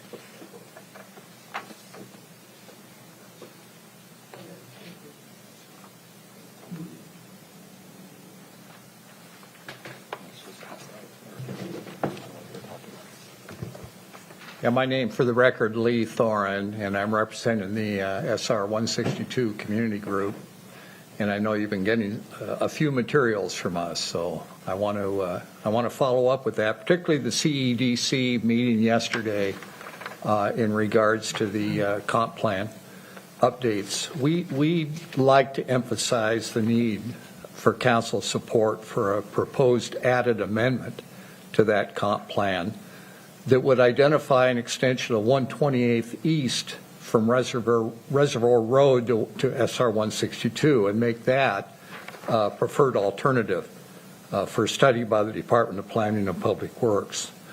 We asked the council to consider the amendment and particularly the common sense and correlation to the comprehensive plan's overriding goals of safety, equity, environmental and social impacts, efficiency, and added multimodal opportunity. I think they all come into play. And all this particularly given the impact on those goals of the Tahali connection to 128th that's in the works, 128th and 162. We believe that the other east-west alternative, the current east-west alternative, the military road corridor, is fraught with driveways, access roads that already create difficult safety issues, accessing and exiting. It's a steep, curvy, limited visibility corridor. And those safety issues, of course, are greatly accentuated with the projected added westbound traffic coming from Tahali. In addition to safety, there would be clear environmental and social impacts to the multitude of residents along that corridor, from increasing climbing vehicles, given the noise, exhaust, to say nothing of the increased social impact on quality of life and living environments for those residents. The other fact is that there's certainly no multimodal aspect to the military road corridor. That corridor will not support a mixed-use lane that could result in bicycle pedestrians using that. The military road corridor does not provide the necessary equity or efficiency of service to the greater Pierce County. It will not provide a connection to Parkland or Bonnie Lake Plateau, which we think the long-range planning needs to consider. Conversely, the proposed 128th Street extension that we're talking about is a straight line cross corridor which has few homes and access points, and that would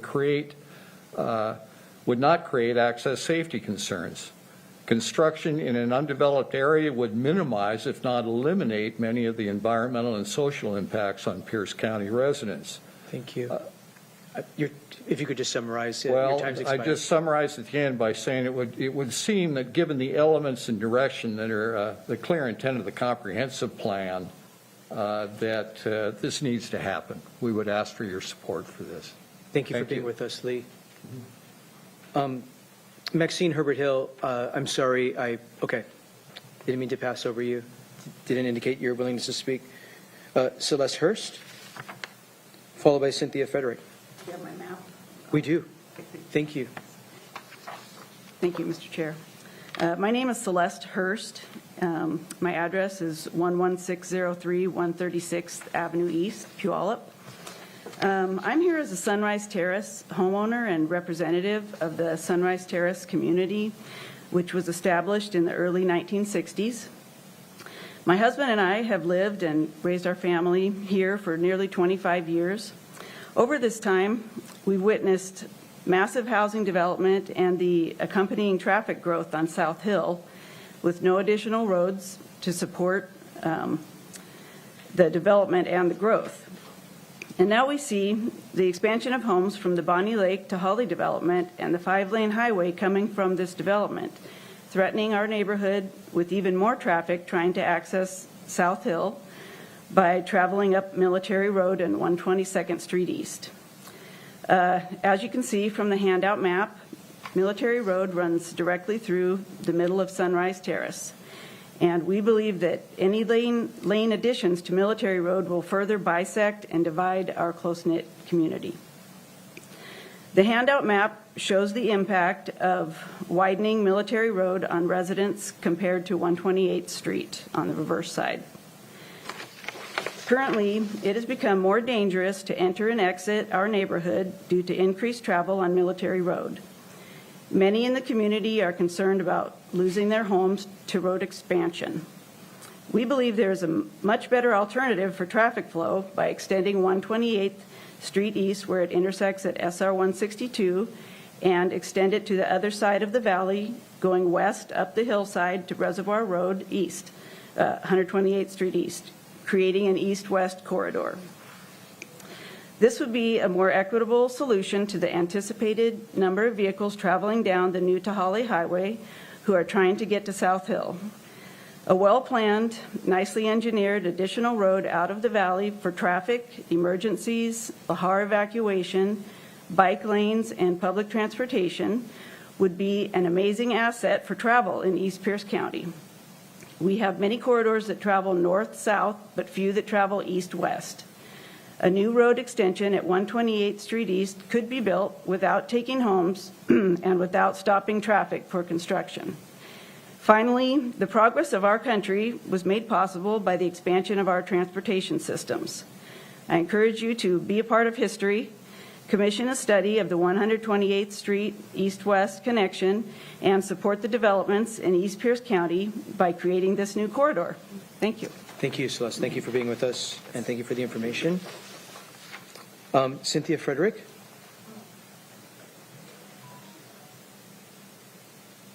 Welcome. Welcome, Council. My name is Cynthia Frederick. I'm the CEO of Progress House, and I am the third generation CEO in my family. So Progress House is a work training release. Up until recently, well, we're still in partnership with Department of Corrections. We've been with them for over 40 years, and we're transitioning. So we are still in the building at 5601 on 6th Avenue, and we're really here to thank the council for all the support that we've had in that building. I grew up in that building. We used to have, before my father started the work release, we used to bring people into our home. This was our ministry, and we've done this from our family for over these 50 years, and we continue to do that. But in our transition, we realized that this work really belongs to the community. It's the work of the community. And it was a great day to be here today with the honoring of all of the cultural aspects of what Pierce County has to offer, and we want to continue that. And we will be presenting the council with our plan forward, and that is Palaver. Palaver is a West African tradition. It's important for us as Black Americans to also go back and understand our history and our culture, and to bring that forward and to connect that with our people of color. And we plan to do that in this building, in this sacred place for us that has been so much a part of our family and our community. So we just want you to be aware. Again, we want to thank you for all the support we've had over these years, and we just want you to be aware of what we're planning in the future. Thank you. Thank you for sharing. Thank you for being with us. We appreciate learning about that. Anyone else in chambers wish to provide comment during community forum? Please come to the podium, state your name for the record. My name's Ken Paulson. I wanted to open people's eyes to what's going on across the country. We're in a state of progressive failure. So many illegals are coming in that hospitals are having to write off billions of dollars, I recently read. And illegals are cartel members, murderers, criminals, rapists, undercover military-age soldiers from foreign countries, besides all the other foreign countries. Recently read there was 37,000 military-age Chinese nationals. What are they doing? Taking a boat over here and then coming up from Mexico? This is happening on purpose. I used to think, oh, this is stupid. How could somebody be so stupid to do this, allow this? But then I realized It's on purpose. Somebody has a plan to destabilize us, and they're implementing it. People don't realize that. It's going to hit them right in the face when they're all activated. You can kind of figure what that means. Nobody says this. Somebody needs to say it. It's not stupidity. It's a plan. I call the administration the Biden administration on purpose. Whoever's doing this hates America, hates United States citizens. People need to open their eyes to what's happening. One of these days, I don't know when, they're going to come and bust down somebody's doors somewhere, just like they did October 7th in Israel. That's what they're going to do when they're activated.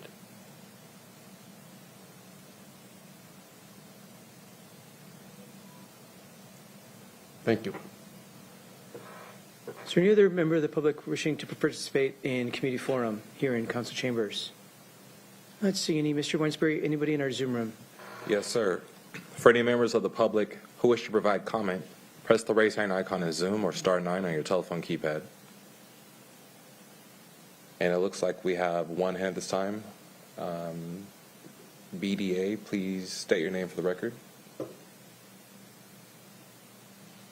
Hi, actually, this might be the wrong place to say this, but this is Amy Boucher. I was appointed, I was at the 3 o'clock timeline of the agenda, and I just wanted to say thank you for Councilmember Morrell and the rest of the council for appointing me to the Pierce County Landmarks and Historic Preservation Commission. I had some technical difficulties, and so I was patiently waiting to say thank you. And I have my hands in all kinds of things, Buckley being one of them. Buckley Downtown Association, that's what BDA stands for. I didn't realize I actually logged in to our Zoom account. So my apologies for that.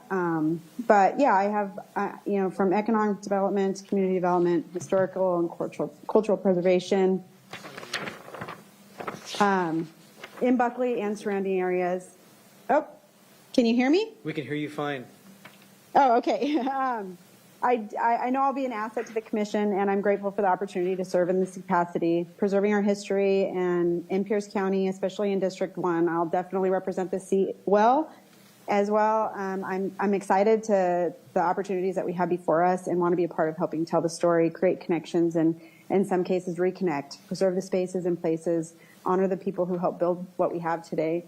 I believe that historic preservation has social and economic value, and I'm passionate about connecting these through placemaking strategies and building strong partnerships across the county and beyond. So definitely looking forward to building, bridging gaps and building partnerships and really building that relationship with our local tribes in Pierce County, Muckleshoot being one of those, as well as Puyallup. So definitely thank you for the opportunity, and looking forward to what's to come in the coming time to serve.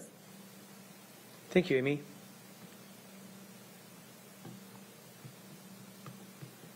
And we have no other hands at this time, Chair. We'll see no further hands. We're going to close the community forum portion of our meeting. We thank all the community members who have brought new ideas and education to us, and for the many partnerships we have with so many of you. Amy, we did at the top of our meeting unanimously confirm your appointment to the Landmarks and Historic Preservation Commission. So thank you for your willingness to serve, and thank you again to all the community members for the good education. We're at other business and announcements. We have one brief presentation. It's about the Working Families Tax Credit presentation. We have Perla Gamboa, Outreach and Community Partnerships Manager with the Washington State Department of Revenue, here to share information about how community members can take advantage of the Working Families Tax Credit Program. Perla, welcome. Thank you. Good afternoon, everyone. And we have some slides in there in your program. My information is there.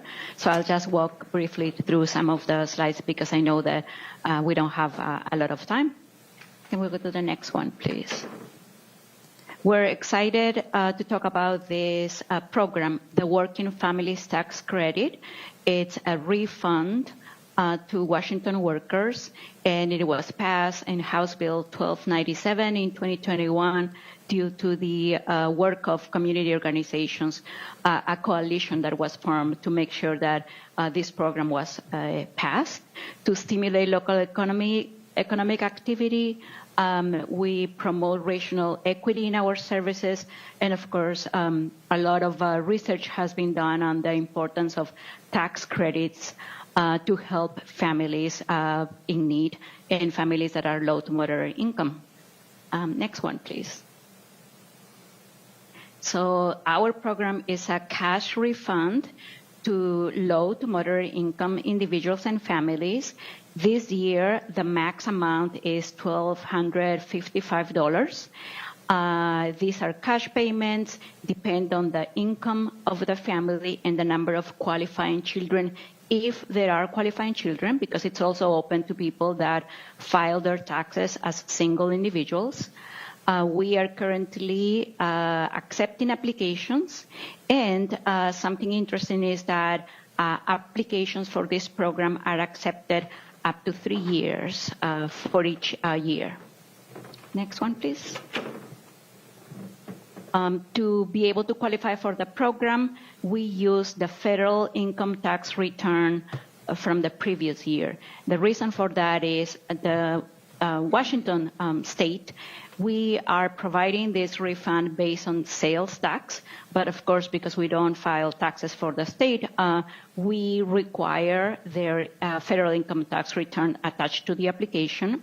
This program is open to families or individuals that can use their Social Security number to pay their taxes, or to individuals that do not qualify for a Social Security number, but that pay their taxes every year using their ITINs. This is the individual taxpayer identification number that the IRS provides to people that do not qualify to have a Social Security, but that contribute to our economy by paying taxes every year. People that qualify for the EITC normally will qualify for our state program for working families. And one of the requirements, because it is based on sales tax, is that the person has lived for a little bit more over half a year. That's 183 days in the previous year to qualify. For a person to, if they have qualifying children, there's no age requirement. However, if they do not, there's an age requirement from 25 to 65 years old to qualify. Next one, please. Here are our numbers. As I mentioned, it depends on the number of children and if we file as single individuals or married filing jointly.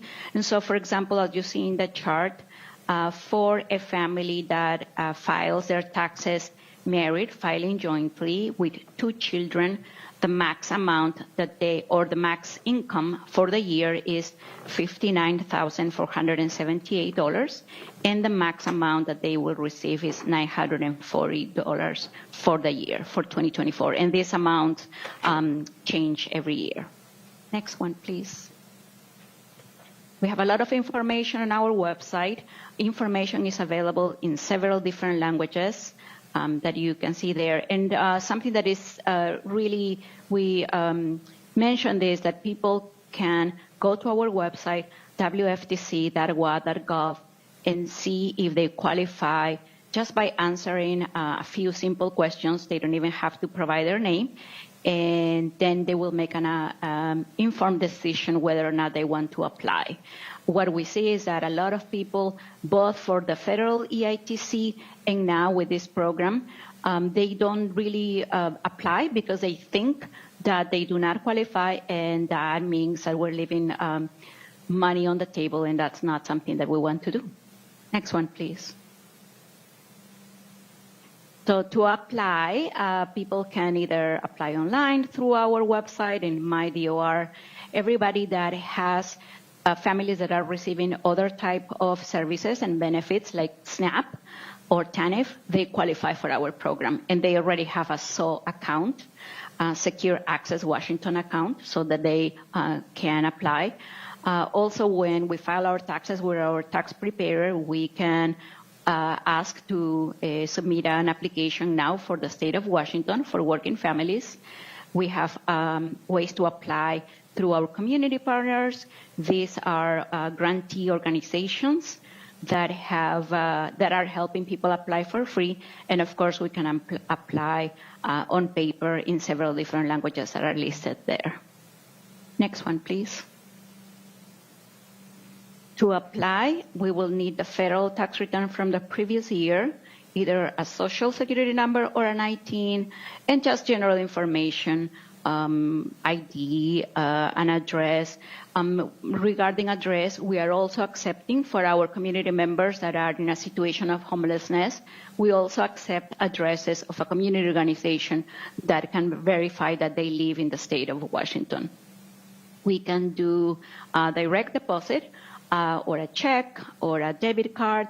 And what this means is that if a person or a family, if they qualify for the federal tax return and also for Washington state through working families, they may be receiving two separate checks or two direct deposits in their bank account, one for the federal and one from the state of Washington from the Department of Revenue.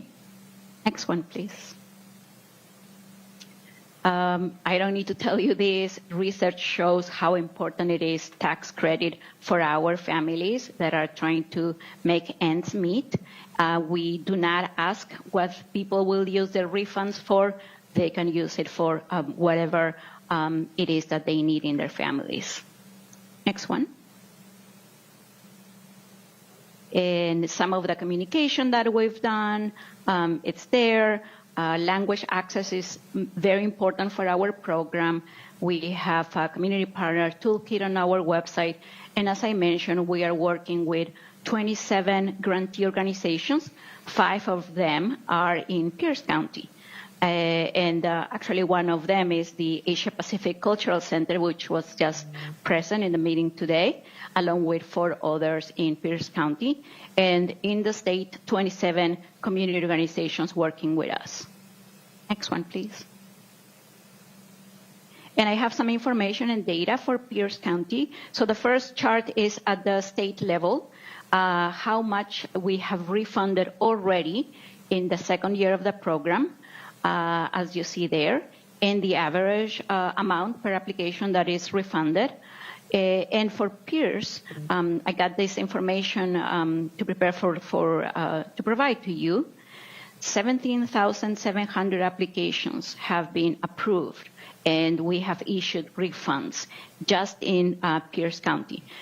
This is especially important for me and close to my heart because I lead a group of specialists in the program throughout the state, but I reside in Pierce County in Tacoma. Next one, please.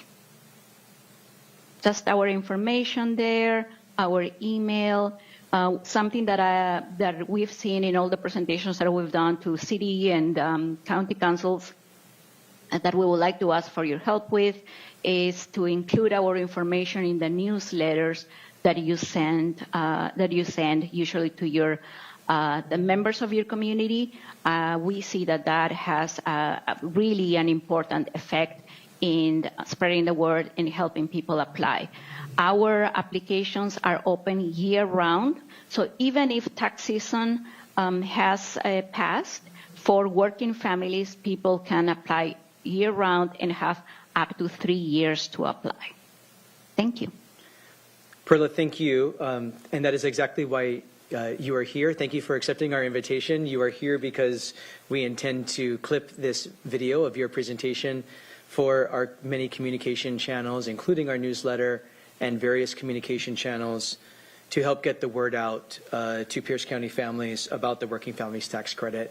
We'll turn this into a video and a short clip to to get the community education out. So thank you for doing that. And thank you for the Pierce County specific information, the over 17,700 working families tax credit applications that were approved, pumping $13.3 million back to those families to do what they know they need to do best to stabilize their families. So that's really great. Thank you for giving us the Pierce County specific numbers. Are there questions or comments for Ms. Gamboa from council members? Councilmember Hitchin. Thank you, Chair. Thank you for bringing this opportunity before so we can do a little learning together. Ms. Gamboa, I have two questions. The first is around kinship care. So families like grandparents, great aunts, are they eligible if they're taking care of someone else's child, relative's child, as far as this goes? They are. The requirement is that because we need to receive their federal tax return, that they have claimed those dependents in their tax return. Okay, that's good to know. And then my second question is around people receiving these funds who are on things like TANF or have housing vouchers. Is this considered income, which could then put them at risk of being eligible for those social safety nets? Excellent. It is not considered income. There will not be any repercussion in the other benefits that they are receiving. Okay, thank you. Thank you, Chair. Great questions. Thank you, Councilmember Hitchin. Any other questions? Well, again, Ms. Gamboa, thank you for being patient. Thank you for making time to be with us to help us educate our community members. This is still a relatively new program of the state of Washington to get more money back into the hands of low-income folks. And as you indicated at the end of your presentation, anyone can request a similar community presentation to their community, maybe in a different language or English, and to do some one-on-one technical assistance and outreach. So you've included your contact information here in the presentation. Any community-based organization, neighborhood organization, civic organization like a Kiwanis Club or a Rotary Club could make the request for a presentation to learn more, to help get the word out so more families can be aware of this. So encourage anyone watching to take advantage of that. The Department of Revenue is serious about their invitation to be invited to come speak and get the word out. We are. Thank you so much. Thank you. Is there any other business or announcements by council members? I don't see any. Ms. Long, is there any other business for council this evening? Not today, thank you. Seeing no other business before the Pierce County Council, we are adjourned.